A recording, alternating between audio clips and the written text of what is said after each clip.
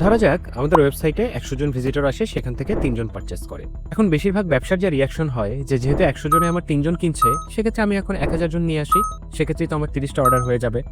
এখান থেকে শুরু হয় অ্যাডের বাজেট বাড়ানো, প্রচুর ক্যাম্পেইন বাড়ানো, যতভাবে পারা যায় ভিজিটর আনার চেষ্টা করা, এক কথায় টাকা পোড়ানোর আইডিয়া বের করা। এভাবে করে যেটা হয়, আপনার ভিজিটর হয়তো বাড়ে, ভিজিটর বাড়ার পাশাপাশি ওই 3% কনভার্সন রেট ঠিক রেখে আপনার অর্ডারটাও ওই রেশিওতে বাড়তে থাকে।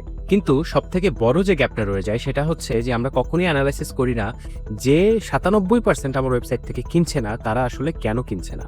আমার প্রোডাক্টে কি কোনো সমস্যা আছে? আমার ল্যান্ডিং পেজটা কি ঠিকমতো সাজানো হয়নি? আমার অফার কি ক্লিয়ার না? আমার সার্ভিস সম্পর্কে কি তারা জানে না? এই প্রশ্নগুলোর উত্তর যদি আপনি বের করতে পারেন, তাহলে দেখুন একই পরিমাণ ট্রাফিকে কিন্তু আপনার কনভার্সন রেট ডবল, ট্রিপল এর থেকেও বেশি করা সম্ভব। সো এটা বের করার জন্য আপনারা কি করবেন?